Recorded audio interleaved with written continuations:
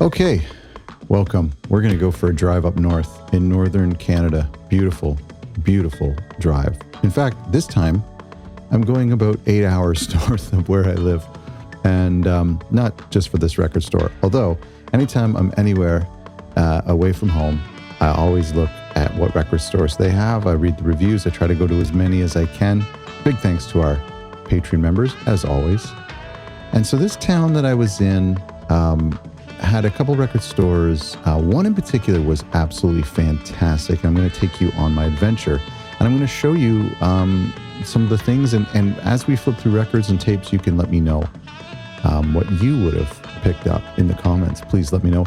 And in an upcoming video, I'm going to show you everything I got and play you some clips of some cool stuff. Can you see Invisible Touch? Look, my eyes caught it right there, right at the front. So here we go. We've got Invisible Touch. Some of the usual suspects, nothing too, oh, hello. What is this? White, blank, zoom in a little close. What do we got? Odd Man Out. We know what that is, but it's missing the artwork. That's weird. Okay, we'll go back to that. Don't worry, we'll go back to that. Otherwise, just the usual suspects. One thing that was weird, I couldn't find, maybe you see it while we're doing this. Maybe it was down below. I couldn't find Peter Gabriel. I'm like looking around, like, where's Gabriel? Am I, like, did I miss it? You know, some of these stores, I've showed you this before in the past, but some of these stores actually include like Steve Hackett and Phil Collins and Mike and the Mechanics in the Genesis section, which I don't mind. Especially if I'm in a hurry, I can look for everything I'm looking for in one, in the same spot. But here's me looking for the Gabriel section. And again, you know, I find that when I film these things, it's so hard to do because I'm thinking about getting a good shot. I'm also thinking about not getting caught by the store owner.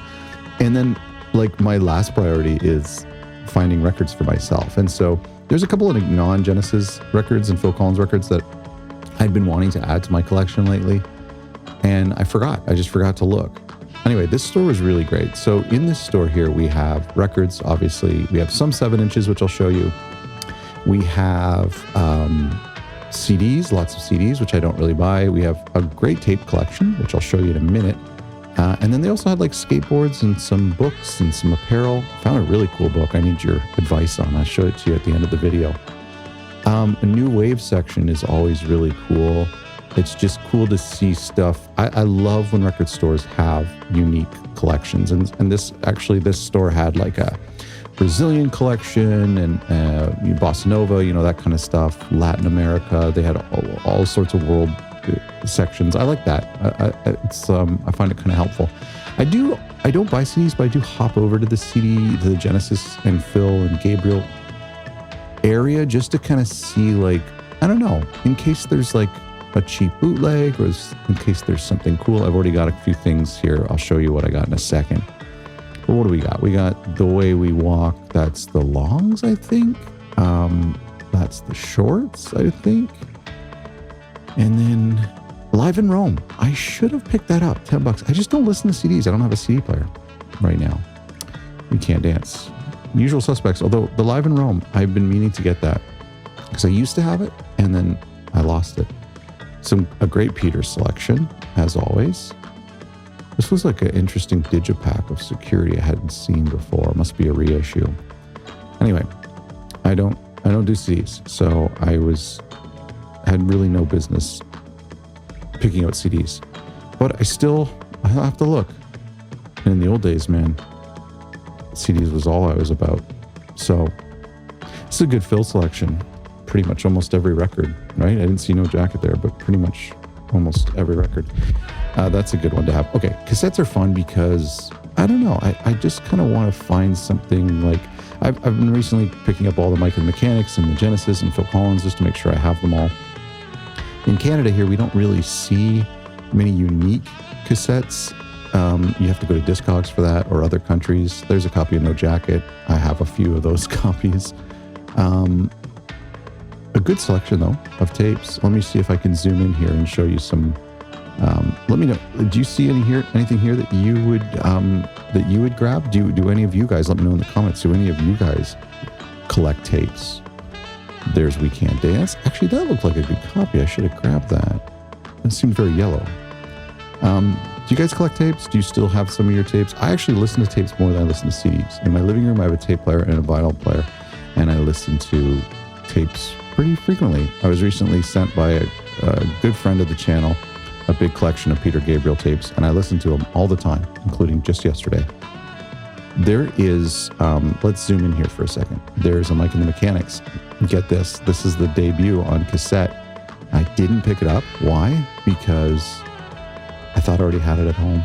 And instead I had word of mouth and living ears, and I didn't have that one. So I left it. Big dummy. I'm a big dummy. I'm sure I'll find it again. That's a pretty common one. But I was annoyed. You see anything here? Anything here I should have grabbed? It was a pretty good collection, but anyway, this is the only thing I did grab. Against All Odds soundtrack. I have Buster, I have Brother Bear, I have a bunch of the soundtracks. Anyway, it turns out, spoiler alert, that Cassette's in horrible shape. Now, 12-inch singles. Let's start going through the 12-inch singles. I'm a big fan of 12-inch singles because that's where you can get a lot of the Genesis gems. Do I go through the 12-inch singles? What do I do now? Can't remember. I think the first thing I discovered was Brand X. Spoiler alert. Because they actually had, boom, there it is, a big Brand X section. I love Brand X. I have Moroccan Roll. I have that one, although look how good condition that is. $15. That's a really, that's Canadian pressing, really good condition. Now here's product. I have it on cassette, but I don't have it on vinyl. So bing, bang, boom, I will take that. Is there anything about I don't have? And Livestock I do have, and Masks I do have. Masks has a beautiful album cover. Okay, so product I'm going to grab. Great shape, great price. And I'm going to grab, is there anything about 2 records, product I have on cassette, I've listened to a bit. The other one I'm not too familiar with, but I have since been listening to it quite a lot. So no Phil Collins section here, which, I wonder if the Peter Gabriel and Phil Collins stuff was hiding somewhere, because to have a record store this big and not have like a Peter Gabriel section or a Phil Collins section was a bit weird to me. I did see a copy of Face Value somewhere on this tour. I think I found it later. There's all the 7 inches, which we'll go through in just a minute. But I do know, so look at all this country stuff. I don't mess with country. I did end up finding some Phil Collins stuff and Peter Gabriel as well in a different area. And I did end up grabbing something, which we'll talk about. I'll talk about in another video, because this is something I don't have. Plays Live. This is in really rough shape. One of my issues with not this store in particular, but just some of these records that I found was didn't have a price on them. And to me, that's a big issue, because when you don't have a price on a record, I feel like they're going to look you up and down, and they're going to jack the price up. And some cool looking Genesis stuff here too. This might have been another store on my tour. Actually, you know what? Now that I'm thinking about it, this is a completely different store than the first one. We go back. Some of this footage got messed up because I was running around all day. But here's my issue. I'll show you what I'm talking about right now when you look at what you're going to see in the next couple seconds. Here is a copy of No Jacket Required in cellophane, sort of, with a hype sticker. Normally, I would grab that in a heartbeat, even though I have a million copies of this record, and it's in rough shape. But the reason I didn't grab it is because it didn't have a price on it. And so they usually are like, oh, how's $40? And then it's just an awkward. So I don't like buying things that don't have prices on it. I think if anybody who has ever gone to like a thrift store or an antique market or even a yard sale without prices, when you show them that you want it, then it's like you're showing your cards. And so they know, well, here's somebody who's actually coming and wanting this. So I'm going to charge, $40 for it. And so I kind of got the impression, and that ended up happening in that store. I did get a couple great records, and I had no issues supporting that record store with whatever price they wanted to give me, but I feel like I overpaid for some things. I'll tell you in the next video. 12-inch singles. So I'm flipping through a lot of these because I just want to give you something to look at, because maybe you see things you recognize. But the reason I like the 12-inch singles is because there's quite a lot of Genesis and Phil Collins 12-inch singles in the market. Now, I've collected most of them, but there's a lot of great stuff, you know, and there's still stuff I don't have. There's tons of 12-inch singles from the No Jacket Required era and the Invisible Touch era. Quite a few from But Seriously as well. There have been some from the We Can't Dance era, but you never really come across them in record stores. It's not where I am. But when a store has a massive 12-inch section like this, then I'm always game to. Well, there's a great shot for you. Now, how wasn't that edited out? And the camera's still there. My goodness. And it's still going. What's going on, Scott? Jeez. Anyway, okay. So I'm flipping through these because maybe some of you guys would see something you recognize and go, Scott, you missed a great song. You should do that. Leave it in the comments. People always do that when I do these videos. They always are like, you missed a great record. I like the 12-inch too because the artwork is either very simple, minimal, which is cool, but also some of the 12-inch single artwork is so crazy. Oh, there's a copy of Philip Bailey. I have that already, so I didn't grab it. But yeah, some of the artwork for 12 inches are so cool. They're just wacky and crazy. And some of them are like that. You know, one time I was in a record store, I saw a record that looked exactly like that, and it turned out to be That's All, 12-inch single with Firth of Fifth Live, with Phil Collins singing Firth of Fifth Live on the reverse. So that was a great find. That was a couple years ago I found that. There's a really beautiful dude on camera. Okay, flipping through some more records here, just some random stuff. You know, I had some free time, but it turned out like I was there for an hour and I was already running late. I had to run. Oh, this is a record I've been looking for a long time. Living Years on vinyl. It's not been hard to find, but look at great price, $7. I have those records, so don't need that. But the Living Years is not a bad record. Living Years is a great song. I have it on cassette. You know, I think I wanted to complete my, that's a good looking copy. I think I wanted to complete my Mike and the Mechanics on vinyl. So I'm still looking for Word of Mouth, but I bet you that's impossible to find or hard to find on vinyl. Would you agree? Because Word of Mouth is getting into the mid 90s, right? Or early 90s. Which I believe is like, it's the same as like We Can't Dance. You can't find an old copy of We Can't Dance on vinyl easily in a record store. I've tried. I had somebody gift it to me, which was amazing. Oh, although I did, didn't I?